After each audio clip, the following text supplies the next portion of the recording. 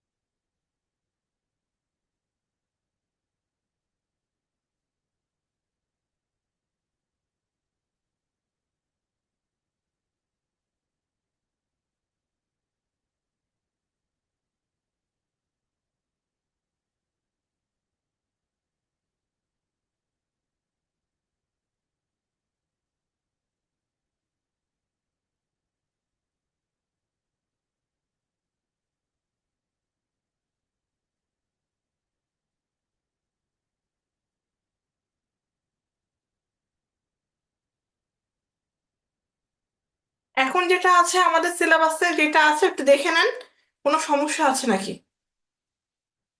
First to last জিনিসটা দেখেন।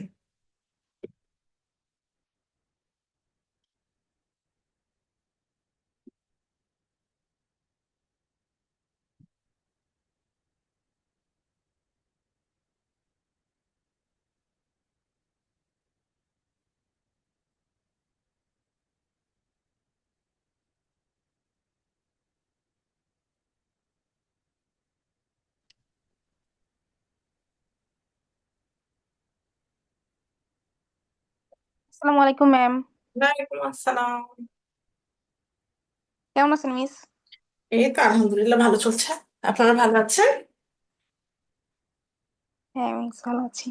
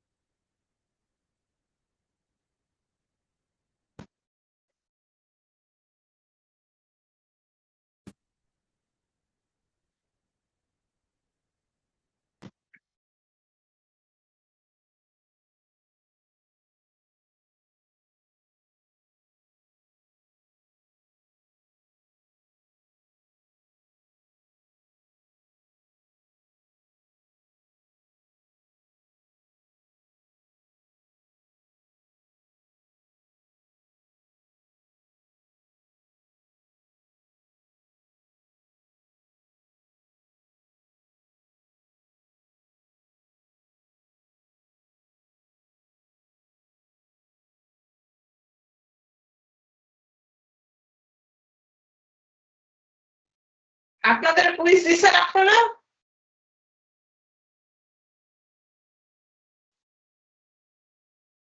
Quiz দেওয়ার সৌভাগ্য হয়েছে?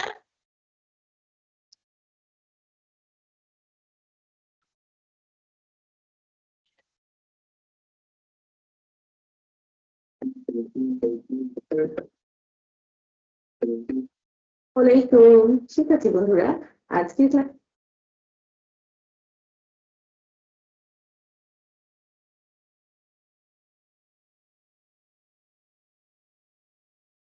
ওয়ালাইকুম। ঠিক আছে বন্ধুরা, আজকের ক্লাসে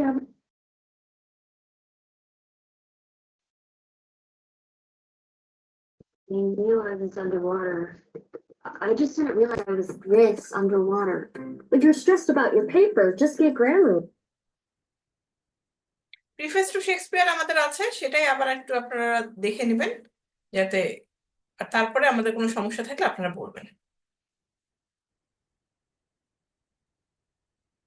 Hello everyone, welcome to my channel. আজকে আলোচনা করব স্যামুয়েল জনসনের famous work preface to Shakespeare নিয়ে। প্রিফেস টু শেক্সপিয়ারকে আবার preface to the plays of William শেক্সপিয়ারও বলা হয়। এটি পাবলিশ করা হয় 1765 সালে এবং এটাতে টোটাল 72 পেজেস রয়েছে। স্যামুয়েল জনসন চিন্তা করেছিলেন যে উইলিয়াম শেক্সপিয়ারের যেসব ওয়ার্ক রয়েছে, মানে তার যে প্লেগুলো রয়েছে, তিনি 1 বছরের মধ্যে এগুলোর উপর কি করবেন, একটা অ্যানালাইসিস করবেন, তারপর তিনি প্রিফেস টু শেক্সপিয়ারটা লিখে ফেলবেন। কিন্তু যখন তিনি পড়া শুরু করলেন, দেখা গেল কি 9 বছর সময় লেগে গিয়েছে তার সবগুলা প্লে পড়তে, এবং প্রিফেস টু শেক্সপিয়ার লিখতে তিনি 9 বছর সময় নিয়েছিলেন। স্যামুয়েল জনসন তখনকার সময়ে গ্রেট ক্লাসিক ক্রিটিক ছিলেন এবং তার এই প্রিফেস টু শেক্সপিয়ার 18th সেঞ্চুরিতে বেস্ট লিটারেরি ক্রিটিসিজম হিসেবে কনসিডার করা হয়।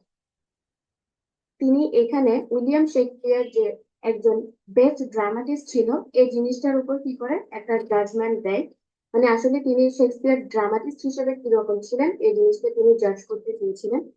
তার বিভিন্ন ধরনের সেভারাল কোয়ালিটিস এবং ডিফেক্টস জনসন তুলে ধরেছিলেন, মানে শেক্সপিয়ারের প্লেগুলোতে যে ধরনের কোয়ালিটিস ছিল এবং ডিফেক্টস ছিল এগুলো তিনি প্রিফেস টু শেক্সপিয়ারের মধ্যে তুলে ধরতে চেয়েছেন।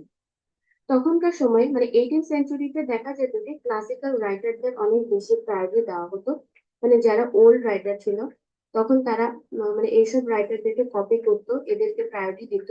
যেসব কন্টেম্পোরারি রাইটার্স ছিল তাদেরকে খুব একটা ভ্যালু করা হতো না, মানে যে মারা যেত তাকে বেশি দাম দেওয়া হতো, যে বেঁচে আছে তাকে পাত্তাই দিত না, ঠিক এরকম একটা ব্যাপার ছিল। উইলিয়াম শেক্সপিয়ার তার জীবন দশায় অনেক বেশি ক্রিটিসিজমের সম্মুখীন হয়েছিলেন, কিন্তু শেক্সপিয়ার কখনো এই ব্যাপারগুলো নিয়ে বেশি চিন্তা করতেন না, তিনি তার মতো করে লিখে যেতেন। আমরা এই প্রিফেস টু শেক্সপিয়ারের 3টা পার্ট দেখতে পাবো। ফার্স্টে তিনি কি করেছেন, শেক্সপিয়ার্স জেনারেল নেচার মানে এক্সিলেন্সি নিয়ে কাজ করেছেন, এরপর শেক্সপিয়ারের যেসব ফল্টস রয়েছে এগুলো তুলে ধরেছেন, এবং যে 3টা ইউনিট রয়েছে, 3 ইউনিট যে লেখার সময় ফলো করতে হয় এই জিনিসটার উপরে কি স্যামুয়েল জনসন বলেছেন। শেক্সপিয়ার কিন্তু খুবই রিয়েলিস্টিক রাইটার ছিলেন, মানে তিনি কখনো অন্য কাউকে কপি করা এইসব কিছু কখনো করতেন না, এবং তার লেখার মধ্য দিয়ে দেখা যেত যে হিউম্যান নেচার, হিউম্যান সাইকোলজি এগুলো খুব সুন্দর করে তুলে ধরা হতো, মানে এগুলোর খুবই প্রশংসা করেছেন স্যামুয়েল জনসন। এবং যেসব ক্যারেক্টার গুলো তিনি ইউজ করতেন খুবই রিয়েলিস্টিক ম্যানারে তাদেরকে তুলে ধরতেন, মানে আমরা স্বাভাবিক জীবনযাপন যেভাবে করি তিনি তার লেখাগুলো ঠিক সেভাবে মানে প্লের মধ্যে ওইভাবেই তুলে ধরতেন।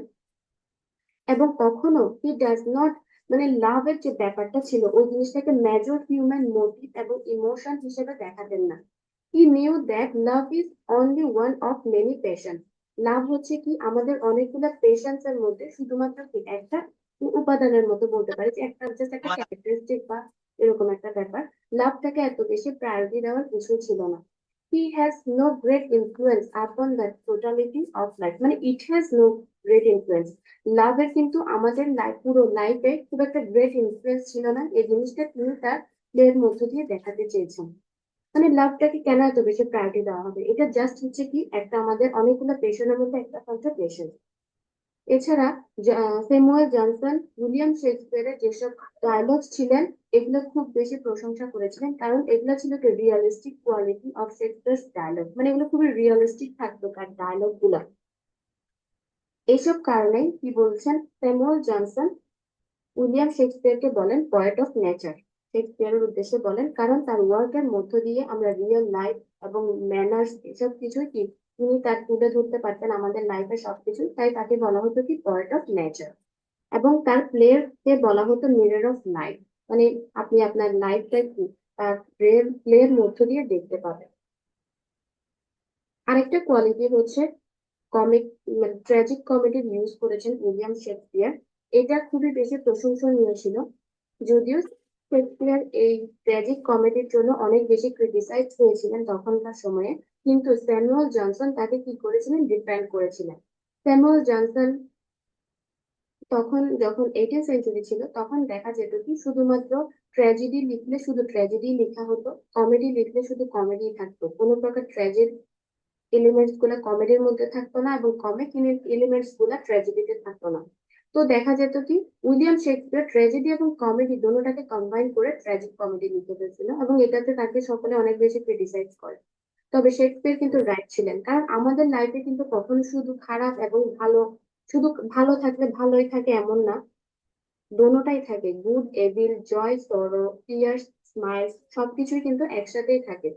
তো এই জিনিসটা কি শেক্সপিয়ারের বোঝা গেছে যে শেক্সপিয়ার আসলে একজন রিয়েলিস্টিক রাইটার ছিলেন।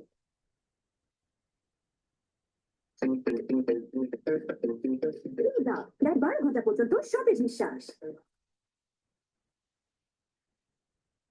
শেক্সপিয়ারের যেসব কমেডি গুলা ছিল, কমিক জিনিয়াস শেক্সপিয়ারের এই জিনিসটাও স্যামুয়েল জনসন প্রশংসা করেছিলেন, কারণ তার যে কমেডি গুলো আসতো সেগুলো ন্যাচারালি শেক্সপিয়ারের ভেতর থেকে আসতো। তিনি খুব একটা কমিক সিন গুলো ক্রিয়েট করার জন্য কষ্ট করতে হতো না, দেখা যেত কি ন্যাচারাল ডায়লগের মধ্য দিয়ে বা সিম্পল একটা ডায়লগের মধ্য দিয়ে তিনি কমেডিটা ক্রিয়েট করে ফেলতেন। খুব একটা মানে যে একদম খুবই হার্ড হার্ড ওয়ার্ড ইউজ করতে হবে বা অনেক জোকস ক্রিয়েট করতে হবে এমন কিছু ছিল না, সামান্য একটা সিম্পল ওয়ার্ডের মধ্য দিয়ে কমিক সিরিজটা তিনি ক্রিয়েট করে ফেলতেন। এরপর উইলিয়াম শেক্সপিয়ারের আরেকটা বড় কোয়ালিটি হচ্ছে উইলিয়াম শেক্সপিয়ার কিন্তু কখনো কাউকে কপি করতেন না। তার কারণ হচ্ছে তিনি খুব একটা হাই এডুকেটেড ছিলেন না, তো তিনি অনেক বেশি কারো বই পড়া বা ফলো করা এই জিনিসটা করতেন না। সো দেখা যাচ্ছিল কি এই জিনিসটার জন্য অনেকে হয়তো তাকে ক্রিটিসাইজও করতে পারে, কারণ তার লেখার মধ্যে দিয়ে অনেকগুলো মানে ভুল ছিল, তিনি অত বেশি এডুকেটেড না হওয়ার কারণে তিনি ক্রিটিসাইজ হয়েছিলেন। কিন্তু এটা কিন্তু খুবই একটা ন্যাচারালি গুণ বলতে পারে আমরা, যে কোনো প্রকার কপি করা ছাড়াই তিনি এতগুলা এতগুলা লেখা লিখেছেন। আমাদের বাস্তব জীবনে কিন্তু দেখা যায় আমরা যে মানুষটাকে অনেক বেশি পছন্দ করি বা আমরা যাদের সাথে থাকি তাদের ইনফ্লুয়েন্স কিন্তু আমাদের লাইফে চলে আসে। ঠিক তেমনি রাইটাররা যখন অন্য রাইটারদের পড়াগুলো অনেক বেশি পড়বে তখন তাদের লেখার মধ্যে তাদের একটা ইনফ্লুয়েন্স চলে আসবে। কিন্তু শেক্সপিয়ার তো অনেক বেশি পড়েননি, সে কারণে কি তার লেখাগুলো একদম ন্যাচারাল ছিল। থ্রি ইউনিটস, আমরা সবাই তো থ্রি ইউনিট সম্পর্কে জানি। Unity, unities of time, unities of place and unity of action. এই জিনিসগুলো কিন্তু প্লের ক্ষেত্রে খুব বেশি ইম্পর্টেন্ট, মানে এগুলো ফলো করতেই হবে। কিন্তু উইলিয়াম শেক্সপিয়ার কখনো ইউনিটি অফ টাইম এবং প্লেস এই জিনিসগুলোকে ফলো করতেন না, তিনি এগুলোকে নেগলেক্ট করতেন। এবং জনসন কিন্তু এই যে নেগলেক্ট করার ব্যাপারটাকে ডিফেন্ড করেন। কারণ দেখা যায় আপনি যখন কোনো থিয়েটারে বসে কোনো নাটক দেখছেন, স্টেজ পারফরমেন্স চলছে আপনার সামনে, তখন যদি বলা হয় যে তারা রোমে অভিনয় করছে, ঠিক আছে, এখন কিছুক্ষণ পরে বললো কি তারা আলেকজান্ড্রিয়াতে চলে গেল, তো এতে করে তফাৎ কিন্তু কিছুই হবে না, শুধুমাত্র কি বলা হচ্ছে যে এই জায়গা থেকে এই জায়গায় যাওয়া হয়েছে। তো প্লেসটাকে এত বেশি প্রায়োরিটি দেওয়ার কিছুই নেই। মানুষ কি শুধুমাত্র অ্যাকশনটাকেই দেখতে থাকবে, কোন জায়গায় করা হচ্ছে কোথায় করা হচ্ছে এমন কিছুকে প্রায়োরিটি দেওয়া হতো না। তো কি শেক্সপিয়ার যে এই জিনিসটাকে নেগলেক্ট করতো, তাই কি স্যামুয়েল জনসন এই জিনিসটাকে ডিপেন্ড করছে। এবং টাইমের ব্যাপারটা দেখা যেত যে টাইমের ব্যাপারটাকে খুব একটা উইলিয়াম শেক্সপিয়ার প্রায়োরিটি করতেন না, মানে কখন কি হচ্ছে না হচ্ছে, কিন্তু অ্যাকশনটাকে তিনি অলওয়েজ মেনটেন করতেন। কারণ আমরা যাই দেখি অ্যাকশনটাকে কিন্তু আমরা সবসময় কি করি, ফলো করি, অ্যাকশনে কি হচ্ছে না হচ্ছে। সচরাচর দেখা যায় আমরা কোনো প্লে ট্র্যাজেডি পড়ার আগে দেখি কি বলা হয় যে সেটিংসটা রাখা হয়েছে ভ্যানিসে, রোমে, ইতালিতে, কিন্তু প্রকৃতপক্ষে এরকম কোনো এলিমেন্টসই কি আমরা বুঝতে পারি না বা দেখি না। তো সেটিংসটা অত বেশি ইম্পর্টেন্ট না, বা প্লেসটা কোথায় রাখা হয়েছে ওটা বেশি ইম্পর্টেন্ট রাখা হয় না।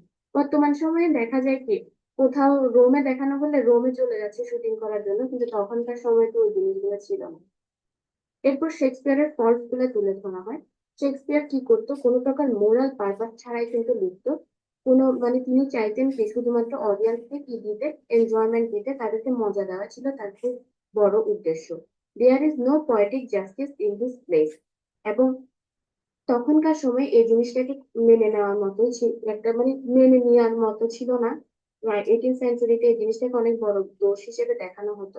অবশ্যই কি মোরাল ব্যাপারটা থাকতে হবে, শুধুমাত্র কি এনজয়মেন্ট বড় হতে পারে না। এরপর তার যে প্লট গুলা রয়েছে সেগুলো খুবই লুজলি ফর্ম ছিল। মানে তিনি চাইলে কিন্তু একটু যদি সেগুলোর উপর স্টাডি করতেন তাহলে কি হতো, প্লট গুলো অনেক বেশি সুন্দর হতে পারতো, ইমপ্রুভড হতে পারতো। অনেক সময় দেখা যেত কি তার নেগলিজেন্স এর কারণে বা তিনি এসব কিছু কেয়ারফুল ছিল না বলে তার অনেকগুলো রাইটিং পাবলিশই হয়নি কখনো, শুধুমাত্র সামান্য ছোট ছোট ভুলগুলোর কারণে। এরপর দেখা যাচ্ছে কি তিনি যেসব জোক গুলা ইউজ করতেন মাঝে মাঝে দেখা যেত সেগুলো খুবই কোল্ড হয়ে যেত, মানে খুব একটা মজাদার হতো না। আর স্পিচ গুলো উইক উইক থাকতো, মানে স্ট্রং যে অনেক সময় দেখা যায় কি ক্লাইম্যাক্স এর সময় প্রয়োজন কি খুবই স্ট্রং স্পিচের প্রয়োজন হয়, কিন্তু তখন দেখা যেত কি তিনি তার যে স্পিচ গুলো ইউজ করতেন এগুলো কোল্ড এবং উইক মনে হতো। এবং মাঝে মাঝে স্পিচটা ছোট হয়ে যেত, মাঝে মাঝে স্পিচ গুলো অনেক লম্বা টানা হতো। এই জিনিসগুলা কি স্যামুয়েল জনসন তিনি কি করেছেন ডিফেক্টস হিসেবে তুলে ধরেছেন।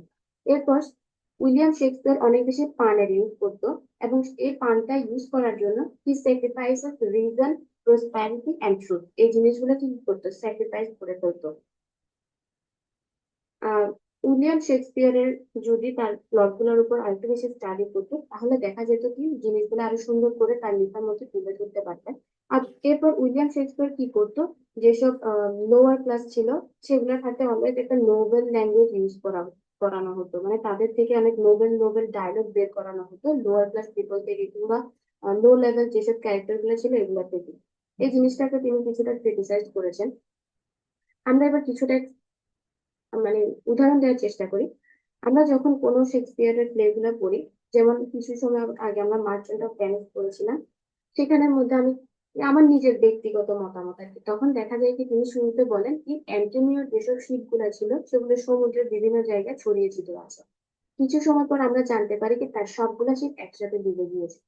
শিপ গুলা তো সমুদ্রের বিভিন্ন জায়গায় রয়েছে, তাহলে একসাথে কেন সবগুলো শিপ ডুবে যাবে?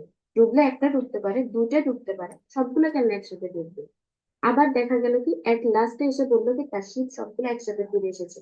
সমুদ্রের বিভিন্ন জায়গা থেকে একই সময়ে সবগুলো শিপ একসাথে কেমনে আসবে? ফোন তো তখন ছিল না যে কল করে দিবে যে তুমি শুরু হয়ে যাও, তুমি চলে আসো, তুমি চলে আসো, এমন বলতে পারবে। এটা ফার্স্ট মিস্টেক আমার মনে হলো। আরেকটা ব্যাপার হচ্ছে যে দেখা যেত যে তিনি পোর্সিয়া যে ক্যারেক্টারটা ছিল মেইন ক্যারেক্টার, সে কোর্টে যায় তার মেয়েকে নিয়ে, লয়ার এবং ডক্টর সেজে। যদিও তাকে কেউ চিনতে পারেনি, কিন্তু যদি চিনে ফেলতো তাহলে দেখা যেত কি সিচুয়েশনটা অনেক খারাপ হতে পারতো।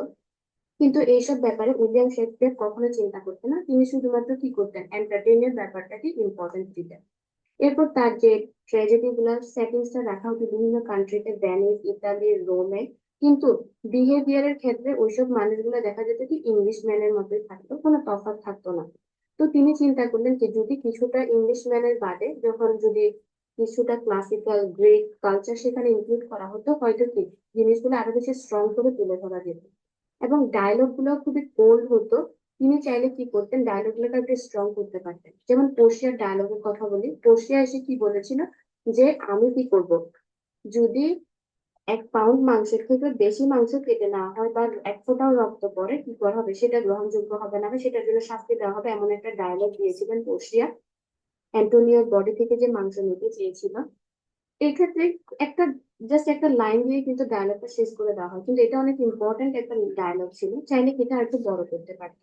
এছাড়া হ্যামলেটের ব্যাপারে বলি, হ্যামলেট আমরা দেখতে পাই হ্যামলেট ফার্স্ট থেকে তার চাচার উপর মানে হত্যা করবে এমন একটা চিন্তা করছিল, কিন্তু এট লাস্ট প্রথম থেকে চেষ্টা করে যাচ্ছে, শুধু চেষ্টা করেই যাচ্ছিল, কিন্তু কখনো কি মানে আস্তে আস্তে কি আমাদের সেটার প্রতি কি মনোযোগটা উঠে যায়, মানে ইন্টারেস্টটা চলে যায়। এটা কিন্তু মানে খুব একটা খারাপ দিক ছিল। যখন উত্তেজনা থাকবে তখনই কাজ করে ফেলা উচিত, কিন্তু উইলিয়াম শেক্সপিয়ার এই জিনিসটা করতো না, ট্র্যাজেডির ব্যাপারগুলোতে তিনি অনেক বেশি লম্বা টানতেন, এবং যার কারণে কি অনেক অনেক সময় মজাটাও কমে যায়। আশা করি বুঝতে পেরেছেন। ধন্যবাদ সবাইকে।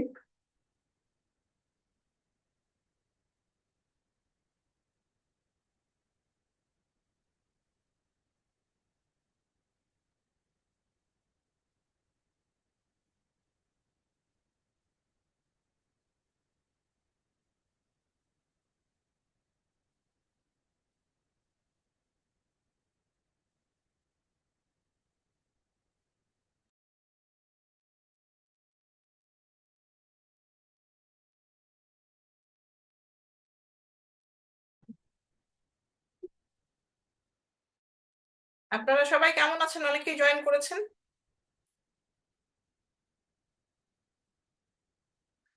ওয়ালাইকুম, ঠিক আছে।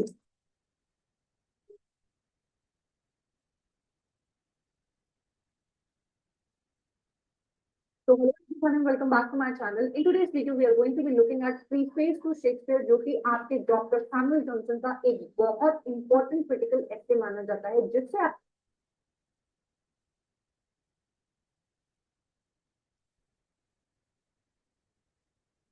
এক্সপার্ট ওয়াটার পাম্প এক ক্লাস ইনসুলেশন 155 ডিগ্রি পর্যন্ত তাপেও মোটরের কয়েল জ্বলা রোধ করে। दोस्तों आज की इस वीडियो में हम लोग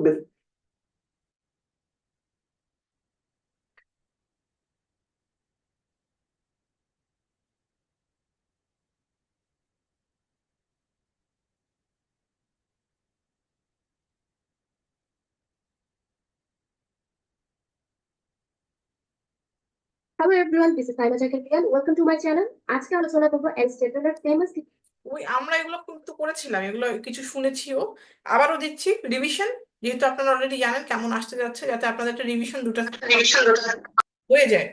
ঠিক আছে, অনেক সময় দেখা যায় যে আমাদের রিভিশন বা জিনিসটা একটু যদি কোনো সমস্যা থাকে তাহলে আপনাদের জন্য ভালো হবে, ইজি হয়ে যাবে। এর জন্য আবার আমরা একটু আহ বারবার আবার শুনতেছি। ঠিক আছে, ওকে। লিটারেরি ক্রিটিসিজম পয়েটিক্স নিয়ে। এটি অ্যারিস্টটলের ভেরি ফেমাস এবং ইম্পর্টেন্ট ওয়ার্ক ছিল। অ্যারিস্টটল যদিও কি অনেকগুলো লেখা লিখেছিলেন, কিন্তু তার মধ্যে পয়েটিক্সটা এখনো সার্ভাইভ করে আছে। এই পয়েটিক্স শুধুমাত্র লিটারেচারের ফিলোসফিক্যাল ডিসকাশন তুলে ধরা হয়েছে তা নয়, বরং একে বলা হয় the foundation of all literary criticism. এবং অনুমান করা হয় এই পয়েটিক্সটা 330 বিসিতে লেখা হয়েছে। এটি শুধুমাত্র অনুমান করা হয়, এটার এক্সাক্ট ডেট কখন ছিল এটা কেউই বলতে পারে না। এই পয়েটিক্সটা লেখার পিছনে কিন্তু এরিস্টটলের একটা কারণ ছিল, এটা একটু পরে বলছি। পয়েটিক্সটাকে মধ্য দিয়ে এরিস্টটল চেয়েছেন ডিফাইন করতে বা এক্সপ্লেন করতে the basic problem of art. আর্টের যে বেসিক প্রবলেম গুলো রয়েছে ওই জিনিসগুলোকে তিনি এই পয়েটিক্স এর মধ্য দিয়ে ডিফাইন করার চেষ্টা করেছেন। এবার বলি কেন এই জিনিসটা তিনি লিখেছেন। এরিস্টটলের টিচার ছিল প্লেটো, মানে প্লেটোর স্টুডেন্ট এরিস্টটল ছিলেন। এবং এই প্লেটোর তিনি তার ফেমাস ওয়ার্ক দ্য রিপাবলিকের মধ্যে বলেছেন পয়েট এবং পোয়েট্রিদেরকে কি করা উচিত, আমাদের যে সোসাইটি রয়েছে আইডিয়াল সোসাইটি, এই দুটা থেকে বের করে দেওয়া উচিত। তিনি সবসময় প্লেটো সবসময় আইডিয়াল সোসাইটি নিয়ে চিন্তা ভাবনা করতেন। এসব কিছু সম্পর্কে তার বই দ্য রিপাবলিকে বর্ণনা করেন। এবং তিনি মনে করেন পোয়েটরা সবসময় তাদের খেয়াল খুশি মতো লিখে, উদ্ভট জিনিস লিখে, যেগুলো কোনো বাস্তবের সাথে মিল নেই এমন কিছু পোয়েট্রির মধ্য দিয়ে তুলে ধরেন। তখন অ্যারিস্টটল কি করে পোয়েট্রিকে ডিফেন্ড করে এই পয়েটিক্সটা লিখে। প্লেটো বলেন পোয়েট্রিতে কোনো রিয়ালিটি থেকে অনেক দূরে থাকে এবং এটা আমাদের লাইফের জন্য অনেক হার্মফুল। পোয়েটরা যা সম্ভব না এমন কিছু ইমাজিন করেন। তারা সবসময় লাভ, সেক্স, রিভেঞ্জ, হেট্রেড এসব কিছু নিয়ে লেখেন এবং তারা অলওয়েজ মিথ্যাটাকে স্প্রেড করে থাকেন। এবং তারা কি করে পোয়েটরা গডকে নিয়েও বিভিন্ন ধরনের খারাপ কিছু বলে থাকেন। তখন অ্যারিস্টটল বলেন পোয়েট্রিকে ডিফেন্ড করে পোয়েট্রির মধ্য দিয়ে আমরা ইজিলি চাইলে হিস্ট্রিকে বলেন, লিটারেচারকে বলেন, যে কোনো কিছুকে খুব সুন্দরভাবে তুলে ধরতে পারি, যে জিনিসটা অন্য কিছু দ্বারা সম্ভব না। এবং ইমাজিনেশনের মধ্য দিয়ে কি হয় সবকিছু তুলে ধরা যায়। যেমন পোয়েট্রির জিনিসটা কখনো কি কারোর জন্য হার্মফুল হতে পারে না। আমরা যা কিছু ইমাজিন করি কবিরা কি করে সেই জিনিসটাকে, তাদের ইমাজিনেশনটাকে পোয়েট্রির মধ্য দিয়ে খুব সুন্দর করে তুলে ধরে। এবং পোয়েট্রি আমাদেরকে কি করে একটা সুখকর মানে আমাদের ইমাজিনেশনের একটা সুন্দর জিনিস আমাদের সামনে তুলে ধরতে পারে পোয়েট্রির মধ্য দিয়ে। পোয়েট্রি হচ্ছে ইমিটেশন, মানে এই জিনিসটাতেও কিন্তু প্লেটোর অনেক প্রবলেম ছিল, পোয়েট্রি ইমিটেট করে। কিন্তু এরিস্টটল বলেন ইমিটেশন কখনো খারাপ হতে পারে না। তখন তিনি পয়েটিক্সকে তিনটা ভাগে ডিফাইন করেন। ফার্স্টে তিনি মিমেসিস বলেন, মানে ইমিটেশন, অনুকরণ করা। এরপর তিনি ডিফারেন্ট জেনার্স, যেখানে তিনি ট্র্যাজেডি সম্পর্কে এক্সপ্লেন করেন। এরপর তিনি ক্যাথারসিস সম্পর্কে বলেন। ফার্স্টে বলি মিমেসিস জিনিসটা কি, মানে ইমিটেশন। তিনি ফার্স্টে মিমেসিসটাকে ডিফাইন করার সময় বলেন poetry as a medium of imitation. Poetry হচ্ছে একটা ইমিটেশনের একটা medium that seeks to represent or duplicate life through character, emotion or action. এই ইমিটেশনটা কি হয় বিভিন্ন ক্যারেক্টার ইমোশন অ্যাকশনের মধ্য দিয়ে রিপ্রেজেন্ট করা হয়। যে আমরা যে ধরনের চিন্তা ভাবনা গুলো করে থাকি বা পোয়েটরা যা কিছু চিন্তা ভাবনা করে এই সবগুলোকে পোয়েট্রির মধ্য দিয়ে ইমিটেট করা হয়। আপনি যা কিছু চিন্তা করেন সেটা কখনো কি খারাপ হতে পারে না। আমরা কোনো ভালো কাজ করার আগে সবসময় কি করি, অনেক কিছু ইমাজিন করতে থাকি। আমাদের মনে মনে যা কিছু ইমাজিন করি ওই জিনিসটা কখনো খারাপ হতে পারে না, ভালো কিছুর জন্য ইমাজিনেশনটা খুব বেশি ইম্পর্টেন্ট। এবং পোয়েট্রি যা কিছু ইমাজিনেশনের মধ্যে যা কিছুই আসে সবকিছু তারা তাদের পোয়েট্রির মধ্যে দিয়ে তুলে ধরে। সো অ্যাকর্ডিং টু অ্যারিস্টটল এই মিমেসিসটা ইমিটেশনটা চিন্তা ভাবনার যে ইমিটেশন এটা কখনোই কি খারাপ হতে পারে না। তারা তো কোনো কিছু ছবি সিম্পলি ইমিটেশন করছে না, তারা তাদের চিন্তা ভাবনাটার ইমিটেশনটা করছে। তো এটা কখনোই খারাপ হতে পারে না এবং পোয়েট্রি কখনো মানুষের জন্য হার্মফুল হতে পারে না। এটা গেল প্লেটো যে বলেছিলেন পোয়েট্রি ইমিটেট করে, তার পক্ষে অ্যারিস্টটলের একটা ডিফাইন করেছেন তিনি সেটার বিপক্ষে এসে। এরপর ট্র্যাজেডি সম্পর্কে বর্ণনা করেন। অ্যারিস্টটল কিন্তু ট্র্যাজেডিকে সবকিছুর উপরে রেখেছেন। তিনি মনে করেন ট্র্যাজেডিটা কি সবচাইতে বেস্ট এবং এটা কমেডি কিংবা এপিকের থেকে উপরে হয়ে থাকে। অ্যারিস্টটলের মতে ট্র্যাজেডিতে একজন মানুষ যতটা ভালো রিয়েল লাইফে তার চেয়েও বেশি মানে রিয়েল লাইফে একটা মানুষ যতটা ভালো ট্র্যাজেডির মধ্যে দেখা যায় কি তার থেকেও ভালো করে তুলে ধরা হয়, অথবা একটা মানুষ যতটা খারাপ তার থেকেও দেখা যায় কি আরো খারাপ করে তুলে ধরা হয় ট্র্যাজেডির মধ্য দিয়ে। এবং ট্র্যাজেডির মধ্য দিয়ে কিন্তু হাই ক্লাস ব্যাপারগুলোকে বেশি তুলে ধরা হয়। এবং এই ট্র্যাজেডিটা এপিক কিন্তু বেশি সুপেরিয়র ছিল। এপিকের মধ্য দিয়ে অনেক সময় অনেক কিছু তুলে ধরা যায় না, কিন্তু ট্র্যাজেডির মধ্য দিয়ে সেই জিনিসটা সম্ভব হয়। সেজন্য তিনি সবসময় ট্র্যাজেডিকে বেশি প্রায়োরিটি দিয়েছেন। এবং যার কারণে দেখা যায় কি অনেক ক্রিটিসিজম, অনেকে এই ব্যাপারটাকে খারাপ চোখে রেখেছেন কারণ তিনি ট্র্যাজেডিটাকে ইম্পর্টেন্স দিয়েছেন। আবার অনেকে বলেন এই পলিটিক্সটা কি অসমাপ্ত, কারণ শুধুমাত্র এখানে কি ট্র্যাজেডিটাকে কেন প্রায়োরিটি দেওয়া হলো, হয়তো আরো অনেক পার্ট রয়েছে। এই ট্র্যাজেডির কিন্তু 6টা এলিমেন্ট রয়েছে। ফার্স্ট হচ্ছে প্লট। প্লটটা হচ্ছে একটা ট্র্যাজেডির ক্ষেত্রে খুবই ইম্পর্টেন্ট। ক্যারেক্টার ছাড়া ঠিকই ট্র্যাজেডি হয়ে যায় কিন্তু প্লট ছাড়া কখনো ট্র্যাজেডি হবে না। এরপর ক্যারেক্টারটা আমরা সবাই জানি। ডিকশন মানে হচ্ছে ল্যাঙ্গুয়েজ। একটা ট্র্যাজেডিতে যে ল্যাঙ্গুয়েজটা ইউজ করা হয় ওটা ডিকশন। এবং থট হচ্ছে চিন্তা ভাবনা গুলো। আর মিউজিক, মিউজিক জিনিসটা ট্র্যাজেডি এবং এপিকের মধ্যে ডিফারেন্সটা ক্রিয়েট করে। মিউজিক থাকে না এপিকের ক্ষেত্রে, কিন্তু ট্র্যাজেডিতে মিউজিক থাকে। এই মিউজিকটা আমাদেরকে আনন্দ দিয়ে থাকে বিভিন্ন ভাবে। এরপর লাস্ট হচ্ছে স্পেকটাকল। এই জিনিসটা হচ্ছে সাজসজ্জা, একটা থিয়েটারে যে সাজসজ্জাটা রাখা হয় ওটা হচ্ছে স্পেকটাকল। এটা হচ্ছে লেস একদম কম ইম্পর্টেন্ট অ্যাকর্ডিং টু অ্যারিস্টটল ট্র্যাজেডির ক্ষেত্রে। এখন এগুলোকে একটু ইলাবোরেটলি এক্সপ্লেইন করে। প্লটকে বলা হয় the soul of tragedy. Plot হচ্ছে একটা ট্র্যাজেডির সোল। তার অবশ্য কারণ রয়েছে। এক- এই প্লটটা সবকিছুকে খুব সুন্দরভাবে বেঁধে রাখে এবং এই জিনিসটাকে অ্যারিস্টটল খুবই ইম্পর্টেন্টের সাথে দেখেছেন। প্লট ছাড়া কখনো কি একটা ট্র্যাজেডি সম্পন্ন হতে পারে না। যেমন কোনো কাহিনী ছাড়া, যেমন কাহিনী ছাড়া তো কখনো ট্র্যাজেডি হতে পারে না, ঠিক তেমন প্লটটাও ওরকম। প্লটের অবশ্যই কি একটা বিগিনিং থাকতে হবে, একটা মিডল এবং একটা এন্ডিং থাকতে হবে। এবং এই জিনিসটা হতে হবে must also be universal in significance. এটা অবশ্যই ইউনিভার্সাল হতে হবে। তাহলে বলতে পারে প্লটটা অনেক ইম্পর্টেন্ট, এটা হচ্ছে সোল অফ ট্র্যাজেডি। এটা সবকিছুকে বেঁধে রাখে। অ্যাকশনটা ছাড়া কি কখনো কোনো ট্র্যাজেডি হতে পারে না। ক্যারেক্টার ছাড়া সম্ভব কিন্তু প্লট ছাড়া সম্ভব না। এরপর হচ্ছে ক্যারেক্টার। ক্যারেক্টার হচ্ছে সেকেন্ড নাম্বারে। এই ক্যারেক্টার যখন এক্সপ্লেন করেন তিনি 4টা জিনিস এখানে আনেন। একটা হচ্ছে গুড, একটা তিনি 4টা জিনিসের মধ্যে ফার্স্ট জিনিস হচ্ছে গুড, এরপর হচ্ছে অ্যাপ্রোপ্রিয়েটনেস, এরপরে কনসিস্টেন্সি এবং থার্ড হচ্ছে লাইফনেস। এবার বলি গুড জিনিসটা কি। মেইন ক্যারেক্টারকে অবশ্যই কি ভালো হতে হবে, এর মধ্যে কিছু গুড কোয়ালিটিস থাকতে হবে। তিনি যখন ক্যারেক্টার এক্সপ্লেন করছেন তখন কি ভালো ক্যারেক্টার গুলার কথা আগে বলছেন, যে একটা ক্যারেক্টার যেটা মেইন ক্যারেক্টার থাকে সেটাকে অবশ্যই ভালো হতে হবে। তার মধ্যে অন্য সবার থেকে আলাদা কিছু ক্যারেক্টার থাকতে হবে যে কারণে কি সে অন্যদের থেকে আলাদা হবে এবং কি তাকে গুড বলা যায়। এরপর হচ্ছে অ্যাপ্রোপ্রিয়েটনেস। যে ক্যারেক্টার যেটা প্রেজেন্ট করছে তাকে অবশ্যই সে অনুযায়ী প্রেজেন্ট করতে হবে। যেমন কিং যখন কিং এর ভূমিকা পালন করছে তখন তার বিহেভিয়ারটা কিং এর মতো হতে হবে, মানে একদম অ্যাপ্রোপ্রিয়েট বিহেভিয়ার তাকে করতে হবে। রাজা যদি প্রজার মতো করে তাহলে কেমন হবে, এটাই হচ্ছে অ্যাপ্রোপ্রিয়েটনেস। এই জিনিসগুলোর উপর কিন্তু ট্র্যাজেডির সার্থকতা ডিপেন্ড করে। এরপর হচ্ছে কনসিস্টেন্সি। এটা খুব ইম্পর্টেন্ট একটা জিনিস। যেমন ধরেন, শুরু থেকে একটা ক্যারেক্টার খুবই ভালো, তাকে শেষ পর্যন্ত কিন্তু ভালোই থাকতে হবে। এবং হঠাৎ করে যদি কোনো কারণ ছাড়া আপনি এটাকে খারাপ ক্যারেক্টারে পরিণত করেন, তাহলে কি হবে, জিনিসটা ট্র্যাজেডিটা ব্যর্থ হয়ে যাবে, মানে খুব একটা ভালো ইম্প্যাক্ট পড়বে না। আবার যে ক্যারেক্টার খারাপ প্রথম থেকে, সেটা খারাপই থাকতে হবে, কারণ ছাড়া কি করতে হবে, তার ক্যারেক্টারটা চেঞ্জ করতে হবে। আবার কিছু সময় দেখা যায় কি ইনকনসিস্টেন্সিটা কাজ করে, যেমন কিছু ক্যারেক্টার কখনো ভালো কখনো খারাপ, তখন তাকে সবসময় ইনকনসিস্টেন্সি রাখতে হবে। এটা হচ্ছে কনসিস্টেন্সি। এবং ফোর্থ নাম্বার হচ্ছে লাইফ লাইকনেস। যেমন মানুষকে মানুষের মতোই বিহেভ করতে হবে, মানুষ কখনো এঞ্জেলের মতো বিহেভ করলে হবে না। এবং মানুষের মধ্যে কি ভুল ত্রুটি থাকবে, একটা ভুল ত্রুটি থাকবে, এটার কথা এরিস্টটল বলেছেন, এবং যেটাকে তিনি হ্যামার্শিয়া বলেছেন। মানে মানুষের মধ্যে একটা ভুল ত্রুটি থাকবে, এটাই হচ্ছে হ্যামার্শিয়া। মানুষ কখনো কি হবে না, একদম গডের মতো হবে না, মানুষ মানুষের মতোই হবে, এটা হচ্ছে লাইফ লাইকনেস।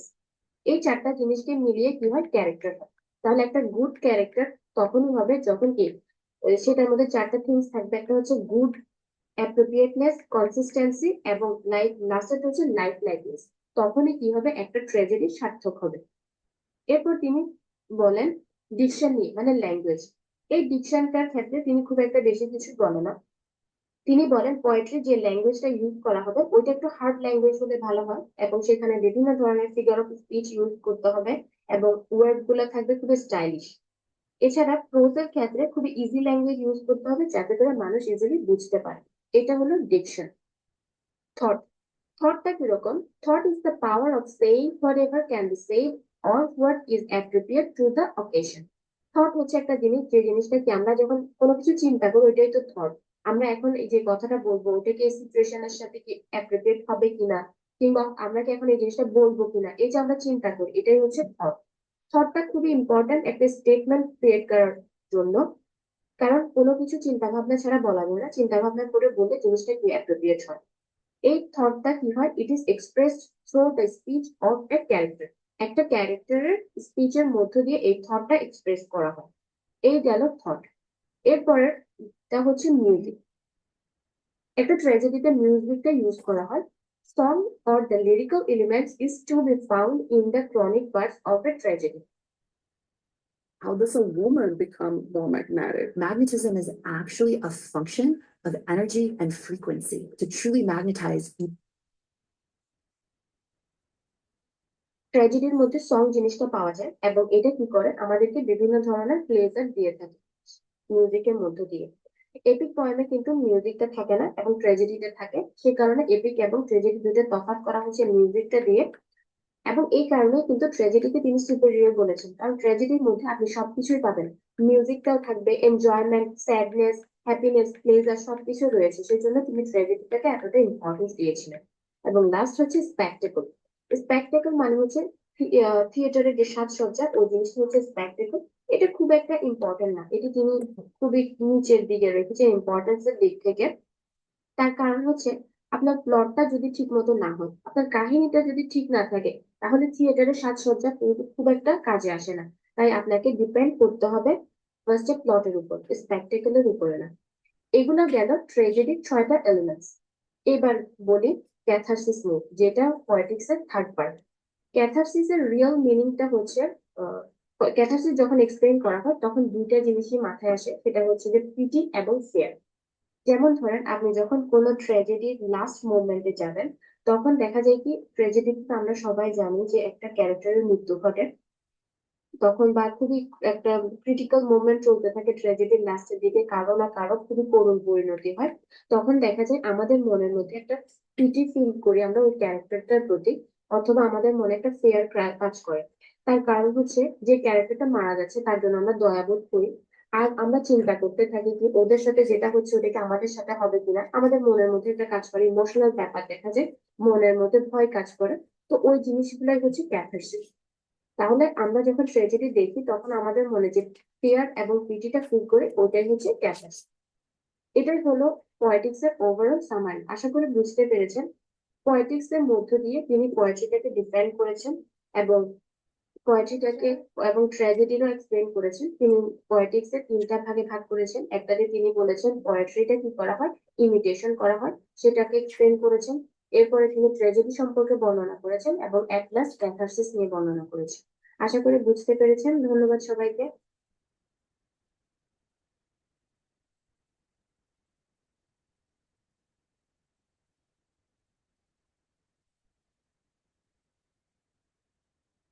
আপনাদের একটু ছবিটা তুলে দেন যারা যারা আসছেন।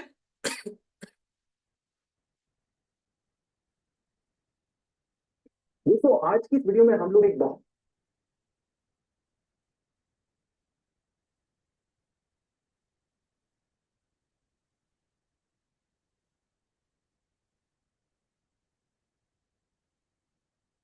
গ্রুপে দিয়ে দেন যারা যারা আছেন।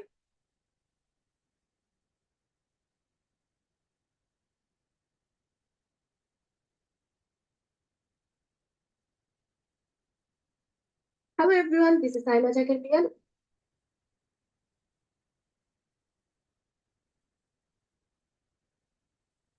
Hello everyone, this is Saima Jakarpian. Welcome to my channel. আজকে আলোচনা করব ট্র্যাজেডি এবং এপিক নিয়ে। অ্যারিস্টটল তার পয়েটিক্সে ট্র্যাজেডিকে এপিকের চেয়ে উপরে রেখেছেন এবং তিনি ট্র্যাজেডিকে সুপেরিয়র বলেছেন। এর পক্ষে তিনি বিভিন্ন ধরনের আর্গুমেন্টও করেছেন কিভাবে ট্র্যাজেডিটা এপিকের থেকে সুপেরিয়র। যদিও দেখা যায় কি ট্র্যাজেডি এবং এপিক দুটার মধ্যেই অনেক সিমিলারিটি রয়েছে। যেমন ধরেন এপিক এবং ট্র্যাজেডি দোনোটাই রিপ্রেজেন্ট করে serious action of serious character. Epic এবং ট্র্যাজেডি দুইটাই সিরিয়াস ক্যারেক্টারদের যে সিরিয়াস অ্যাকশন গুলো হয় এই জিনিসগুলোকে তুলে ধরে। এপিক কিংবা ট্র্যাজেডি যাই হোক না কেন এখানে কখনো লোয়ার ক্লাস কোনো কিছু দেখানো হয় না, অলওয়েজ গ্রেট জিনিসপত্র এখানে দেখানো হয়। এখানে যে স্টাইলটা ইউজ করা হয় ওটাও কিন্তু খুবই গ্র্যান্ড এবং এলিভেটেড স্টাইলটা থাকে, মানে খুবই মহান এবং দেখা যায় কি খুবই উন্নত স্টাইল এখানে শো করা হয়। However, the difference between the two forms are several and well marked. যদিও এদের মধ্যে কি অনেক মিল রয়েছে, তাও দেখা যায় কি এই দুটার মধ্যে অনেকগুলো তফাৎ রয়েছে যেগুলো মার্ক করার মতো। অ্যারিস্টটল তার পয়েটিক্সে এই ব্যাপারগুলোকে অনেক ক্লিয়ার করে দেখিয়েছেন এবং পয়েটিক্সের 26 চ্যাপ্টারের মধ্যে তিনি এপিক এবং ট্র্যাজেডির মধ্যে ডিফারেন্সটা দেখানোর জন্য বিভিন্ন ধরনের আর্গুমেন্টও রেখেছেন কিভাবে এরা একটা একটা থেকে আলাদা হয়ে থাকে। তাহলে শুরু করি। দেখা যায় কি ফার্স্টে ডেফিনেশনটা দিয়ে শুরু করি। এপিক হচ্ছে একটা লং পয়েম এবং এখানে দেখা যায় কি the narrates the deeds and adventure of an epic hero who is of historical and religious significance. Epic হচ্ছে একটা লম্বা পয়েম থাকে যেখানের মধ্যে ন্যারেটর কি করে একজন হিরোর বিভিন্ন ধরনের অ্যাডভেঞ্চার, তার তিনি যে ধরনের কাজকর্ম করেন এসব কিছু তুলে ধরেন। এবং এই এপিক পয়েমটা সচরাচর দেখা যায় কি হিস্টোরিক্যাল এবং রিলিজিয়াস সিগনিফিকেন্স থাকে এবং এপিক পোয়েমের মধ্য দিয়ে অলওয়েজ পাঁচটাকেই বেশিরভাগ তুলে ধরা হয়। দেখা যাচ্ছে কি কোনো একজন হিরোর অ্যাডভেঞ্চারটা তুলে ধরা হচ্ছে, তিনি কি করেছেন পাস্টে, মহৎ কি কাজ করেছেন, এগুলোই তুলে ধরা হয় এবং অনেক লম্বা করে দেওয়া হয়। কিন্তু ট্র্যাজেডির মধ্যে দেখা যায় ট্র্যাজেডি ইজ এ প্লে। এটা হচ্ছে একটা play comprising of tragic events and having unhappy ending, especially one concerning with the downfall of the protagonist. Tragedy হচ্ছে একটা প্লে যেখানের মধ্যে বিভিন্ন ধরনের ট্র্যাজিক এলিমেন্টস থাকে এবং ট্র্যাজেডির শেষটা হয় খুবই আনহ্যাপি ভাবে। স্পেশালি দেখা যায় কি সেখানে যে প্রোটাগনিস্ট থাকে মানে মেইন ক্যারেক্টার তার খুবই ডাউনফল হয়, মানে দেখা যায় কি বেশিরভাগ সময় সে মারা যাচ্ছে কিংবা তার খুব করুণ পরিণতি দেখতে পায় ট্র্যাজেডির মধ্যে। এটা হচ্ছে ডেফিনেশনের দিক থেকেও দুটার তফাৎ। এরপর প্রোটাগনিস্টের কথা বলি। এপিক পোয়েমের মধ্যে যেসব হিরো গুলো ইউজ করা হয় তারা সচরাচর মেয়ে হয়, পুরুষ হয়ে থাকে এবং তাদের কিছু সুপার হিউম্যান অ্যাবিলিটিস থাকে এবং তারা হাই স্ট্যাটাস থেকে বিলং করে। কখনো মহিলা ক্যারেক্টার দেখা যায় কি এপিক পোয়েম ইউজ করা হয় না, কিন্তু ট্র্যাজেডিতে দেখা যায় কি মেল এবং ফিমেল দোনোটা ইউজ করা হয়, কিন্তু তাদের বার্থটা থাকে নোবেল বার্থ।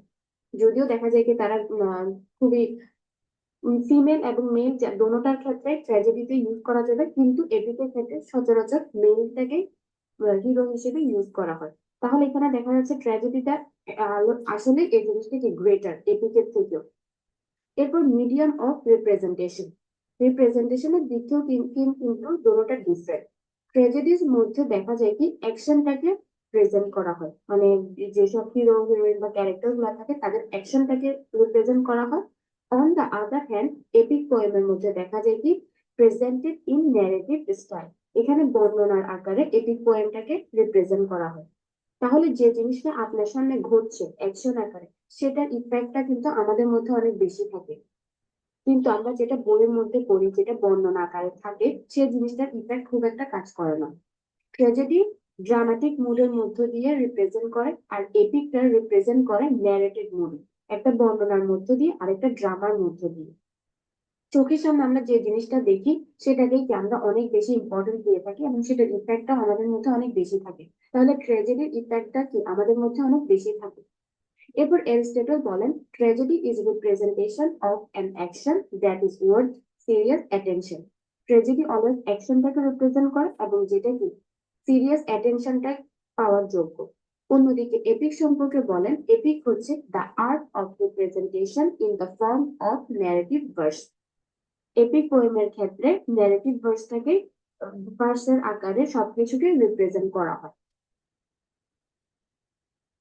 দোনোটার লেন্থের দিক থেকে যদি আমরা চিন্তা করি, ট্র্যাজেডির মধ্যে একটা রুলস হচ্ছে যে the story has been finished in 24 hours. ট্র্যাজেডির যে স্টোরিটা থাকে সেটা অবশ্যই 24 ঘন্টার মধ্যে শেষ করতে হবে, এটা হচ্ছে একটা রুলস। এতে করে দেখা যায় যারা অডিয়েন্স থাকে তাদের এই শর্ট টাইমের মধ্যে অনেক ইন্টারেস্ট কাজ করে যে কি হবে না হবে, এবং দেখা যাচ্ছে যে আপনার ইন্টারেস্ট কাজ করছে ঠিকই, কিন্তু সাথে সাথে আপনি সেটা অন্তিম মুহূর্ত পৌঁছে যেতে পারেন। কিন্তু এপিকের ক্ষেত্রে এমন কোনো রুলস নেই যে 24 ঘন্টার মধ্যে শেষ হতে হবে। এতে করে দেখা যায় কি এটা অনেক লম্বা সময় ধরে কি করে অডিয়েন্সরা এটা পড়তে থাকে। তার বইতে যেমন ধরেন এপিক পয়েন্ট আপনাকে দেওয়া হলো, আমরা অনেকটা সময় ধরে এটা পড়ি। এতে করে দেখা যায় কি আমাদের ইন্টারেস্টটাও কমে যায়। এতে করে দেখা যাচ্ছে কি ট্র্যাজেডিটা লেন্থের দিক থেকেও এপিকের ক্ষেত্রে সুপেরিয়র। এখানে অ্যারিস্টটলের সংজ্ঞাগুলো তুলে ধরা হচ্ছে, যেমন কিছু কোর্স তুলে ধরা হচ্ছে যাতে করে আপনাদের বুঝতে সুবিধা হয়। Tragedy tries as far as possible to keep within a single revolving of the sun or only slightly to exceed it. ট্র্যাজেডির মধ্যে চেষ্টা করা হয় কি যতটা সম্ভব কি মানে সূর্য ডোবার আগে বা একটা 24 ঘন্টার মধ্যে যাতে শেষ করা হয় এটা চেষ্টা করা হয়।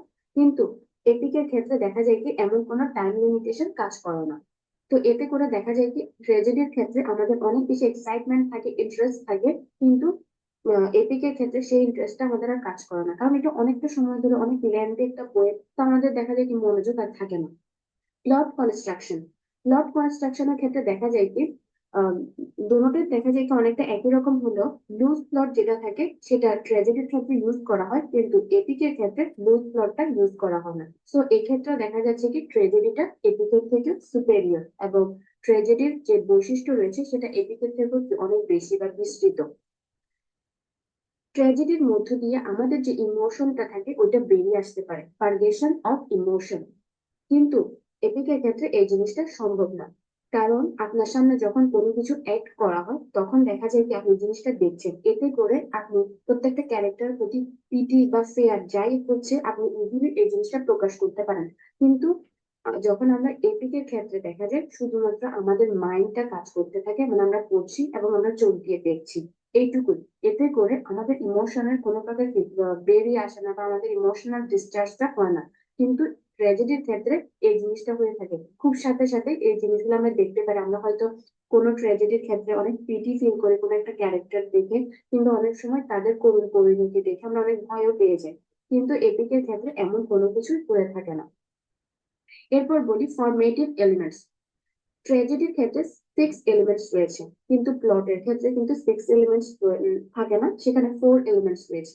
ট্র্যাজেডির এলিমেন্ট গুলো হচ্ছে plot, character, thought, diction, spectacle এবং সং। অন্যদিকে এপিকের ক্যারেক্টার যেসব এলিমেন্টস রয়েছে সেগুলো হচ্ছে plot, character, thought and diction. এই ক্ষেত্রে আমরা দেখতে পাচ্ছি স্পেকটেকল এবং সং এই দুইটা জিনিস এপিকের ক্ষেত্রে অ্যাবসেন্ট থাকে। সং এর যে একটা ইম্প্যাক্ট এটা কিন্তু অনেক বেশি থাকে, একটা গানের যে ইম্প্যাক্ট, কিন্তু এপিকের ক্ষেত্রে এমন কোনো কিছু শো করা সম্ভব হয় না। অ্যাজ এ রেজাল্ট কি হচ্ছে, আপনি গানের মধ্য দিয়ে যে আনন্দটা পাচ্ছেন এটা আপনি কি ট্র্যাজেডিতেই পাচ্ছেন, কিন্তু এপিকের ক্ষেত্রে আপনি এমন কোনো কিছুই পাচ্ছেন না। এছাড়া ট্র্যাজেডির ক্ষেত্রে দেখা যায় কি আপনাকে একটা নির্দিষ্ট জায়গার মধ্যে প্লেস অফ টাইম, তারপর হচ্ছে সবকিছু মেনটেন করতে হয়, থ্রি যে এলিমেন্টস গুলো রয়েছে, কিন্তু এপিকের ক্ষেত্রে এমন কিছুই করা প্রয়োজন হয় না। এতে করে পোয়েটরা কি করে, তাদের চিন্তাধারা অনুযায়ী কখনো পাস্টের জিনিস কখনো প্রেজেন্টের জিনিস অনেকটা মিশিয়ে কবিতাটা লিখে ফেলে, কিন্তু ট্র্যাজেডির ক্ষেত্রে এমন কিছুই হয় না। একটা নির্দিষ্ট জায়গায় নির্দিষ্ট সময়ের মধ্যে দিয়ে একটা ট্র্যাজেডি লেখা হয়। সো এতে করে কি হয়, আমাদের ইন্টারেস্টটা অনেক বেশি থাকে। এরপর তিনি বলেন, অ্যারিস্টটল বলেন তার চ্যাপ্টার 5-এ, all the elements of an epic are included in tragedy, but those of tragedy are not all of them to be found in the epic. আপনি ট্র্যাজেডির মধ্যে এপিকের সব ক্যারেক্টারিস্টিক্স পাবেন, কিন্তু এপিকের মধ্যে ট্র্যাজেডির সব ধরনের ক্যারেক্টারিস্টিক পাওয়া যায় না। ইজিলি বোঝা যাচ্ছে যে ট্র্যাজেডিটা আসলে এপিকের থেকে উপরের দিকে, এবং অ্যারিস্টটল চেয়েছেন এই জিনিসটা আমাদেরকে শো করার জন্য।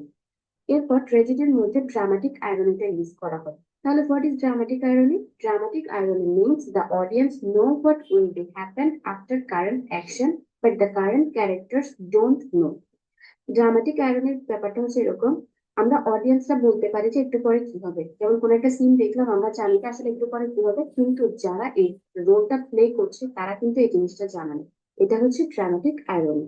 এটা শুধুমাত্র ট্র্যাজেডির ক্ষেত্রে সম্ভব, কিন্তু এপিকের ক্ষেত্রে এমন কোনো কিছু সম্ভব হয় না। তো এতে করে দেখা যাচ্ছে কি ট্র্যাজেডিটা এপিকের থেকে উপরের দিকে রয়েছে ক্যারেক্টারের দিক থেকে। এপিক অনেক লেন্দি হয়, লেন্দি একটা পয়েন্ট। এতে করে দেখা যায় যে এটা কম্প্রিহেন্সিভ, মানে অনেক বেশি লেন্দি হওয়ার কারণে এটা কম্প্রিহেন্সিভ হয়। আর অন্যদিকে ট্র্যাজেডিটা হচ্ছে কনসেন্ট্রেশনটা থাকে ট্র্যাজেডির ক্ষেত্রে, কারণ এটা খুব কম সময়ের মধ্যে হয়। আমাদের মনোযোগটাও ট্র্যাজেডির দিকে, মানে ক্যারেক্টার বলে যা কিছু হচ্ছে অনেক মনোযোগ থাকে, তাই এটা অনেক বেশি ইফেক্টিভ হয়। এরপর এপিক পয়েমে অলওয়েজ হেক্সামিটারটা ইউজ করা হয়, কিন্তু ট্র্যাজেডির ক্ষেত্রে আয়ারবিক পেন্টামিটার, হেক্সামিটার, ট্রাইমিটার যা কিছু রয়েছে সবকিছু প্রয়োজন অনুযায়ী ইউজ করা যায়। তাহলে মিটারের দিক থেকেও দেখা যাচ্ছে কি ট্র্যাজেডিটা এপিকের থেকে উপরে রয়েছে। এরপর দেখা যাচ্ছে ট্র্যাজেডি, তাহলে আমরা বলতে পারি যে ধরনের এলিমেন্টস এপিকের মধ্যে রয়েছে ট্র্যাজেডিতেও তা রয়েছে, এবং ট্র্যাজেডিতে যা কিছু রয়েছে তা কিন্তু এপিকের মধ্যে নেই। তাহলে ইজিলি দেখা যাচ্ছে কি আমরা বলতে পারি যে কি ট্র্যাজেডিটা এপিকের থেকে superior. Tragedy has also reality of presentation, unity of action, both of which the epic lack. মানে ট্র্যাজেডির মধ্যে প্রেজেন্টেশনের ব্যাপারটা থাকে, ইউনিটি অফ অ্যাকশন থাকে, কিন্তু এই জিনিসগুলো এপিকের মধ্যে থাকে না। এপিকে কোনো মিউজিক ইউজ করা হয় না, স্পেকটাকেল ইউজ করা হয় না। তো তাহলে দেখা যাচ্ছে কি ট্র্যাজেডিটা আসলে ইফেক্টিভ। তাহলে ওভারঅল যদি বলি, ট্র্যাজেডিতে খুব কম সময়ের মধ্যে আমরা দেখতে পারি, এতে করে এটা হচ্ছে অনেকটা কি ড্রামাটিক মোডে করা হয়, যার কারণে কি সবকিছু আমাদের সামনে হয়, আমরা দেখতে পারি, ফিল করতে পারি, চাইলে দয়া বলেন, ভীতি বলেন, সবকিছু আমরা প্রকাশ করতে পারি। ট্র্যাজেডির ক্ষেত্রে আমাদের অনেক এক্সাইটমেন্ট কাজ করে, কিন্তু এটি অনেক লম্বা হওয়ার কারণে, অনেক লম্বা সময় ধরে চলে, সেই কারণে কি আমাদের বোরিডম চলে আসে। আর অনেকটা সময় কিন্তু কেউ কোনো বই পড়তেও চায় না। তো ওভারঅল যদি চিন্তা করা যায়, তাহলে কনক্লুশনে এসে আমরা বলতে পারবো কি ট্র্যাজেডিটা আসলে এপিকের থেকে উপরের দিকে রয়েছে। This is acceptable for some special qualities of tragedy. এবং ট্র্যাজেডির কিছু কি কোয়ালিটিস রয়েছে যার কারণে আমরা এই জিনিসটা মানতে বাধ্য। আশা করি বুঝতে পেরেছেন। ধন্যবাদ সবাইকে। Launching and managing a WordPress. আপনারা পরীক্ষায় ঠিক মতো করবেন সবাই কি অন্য পরীক্ষাটা কালকে থেকে তো শুরু, সো বেস্ট উইশেস। সবাই সুন্দর করে পরীক্ষার টাইমে পরীক্ষা দিন। আপনাদের পরীক্ষা আমার সাথে কবে জানো?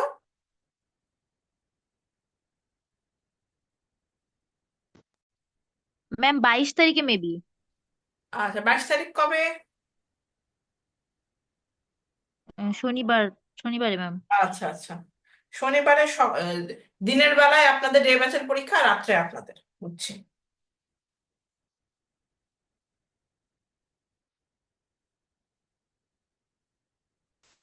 আশা করছি ভালোই হবে পরীক্ষা, সুন্দর করে করিয়েন।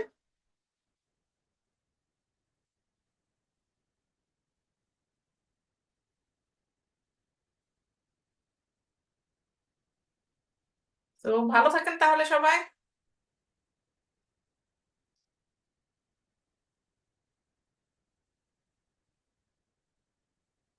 এই তো ফেব্রুয়ারি, হ্যাঁ, 22-এ স্যাটারডেতে, 8টা থেকে 9টা।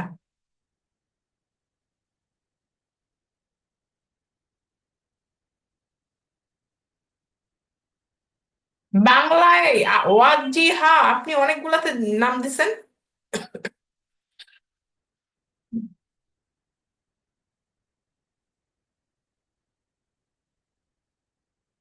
ওকে, সবাইকে তাহলে খোদা হাফেজ, ভালো থাকেন।